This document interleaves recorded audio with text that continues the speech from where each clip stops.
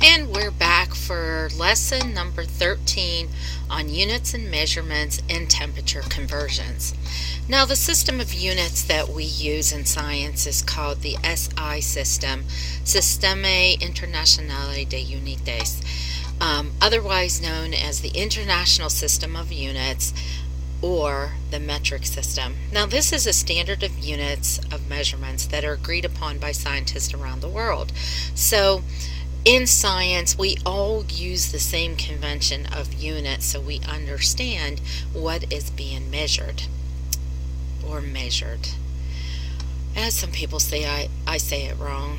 The SI base unit is what we use. This describes a quantity of a measurement based on an object or event. Now, the thing about a unit is that it describes a quantity. A quantity is what is being measured. Anything measurable, like mass, like volume, like length, those are quantities. And then the base unit, the unit, is what describes it. So if I see a unit like gram, I know a gram measures mass. I know milliliter measures volume. I know centimeter measures length. So the unit describes the quantity that is being measured. There are 7 SI base units, okay, standard base units. We only use 5 of them in chemistry. Time is one. Time is the quantity. Seconds is the SI base unit. Now you have lots of different units of time, like minutes, like hours, like days, but seconds is the SI base unit. Now, what is it based upon? It's based on the frequency of radiation that's given off by a cesium-133 atom. The second is length, and the SI base unit. So length is a quantity, the SI base unit is a meter, and the abbreviation for meter is a lowercase m, which is based off of the distance light travels in a vacuum in about 1/300 millionth of a second. The third is mass. Now, mass, the SI base unit, is a kilogram. So you have the unit prefix kilo here. It's the only SI base unit that has a prefixed unit. And this is based on a platinum iridium cylinder that's kept in the Science Museum in France. So it's like a chunk of platinum iridium, and it's exactly 1 kilogram. And so all of our mass units are based off of that 1 kilogram. The fourth is the amount of a substance, that's the quantity. And the unit is a mole, M-O-L-E. The abbreviation is M-O-L. Now, one might ask, why don't you have the E on for the abbreviation when it's just one letter? And that's because the abbreviation for molecule is M-O-L-E. It's equal to 6.022 times 10 to the 23rd particles. That is an immense amount of particles. You can't even fathom how big that number is. We're going to be spending a lot of time using that quantity, the amount of a substance in that unit mole. And then lastly, we have temperature. Temperature, SI base unit, is not degrees Celsius, which is what we use in our science laboratories, but actually is on the unit Kelvin with a capital K. And this is the average kinetic energy of all the particles that make up an object, which is the temperature. Now, let's take a look at some temperature scales. There are 2 temperature scales really that we use in the science laboratory. In actuality, there are also 3. Fahrenheit, which isn't used throughout the world. We pretty much use it here in the United States.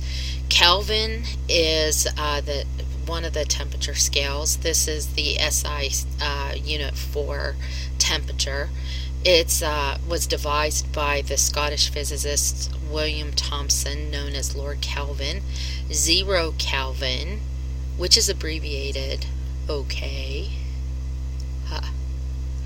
is the point where all particles are at their lowest possible energy state. So it's the lowest possible temperature that can be recorded.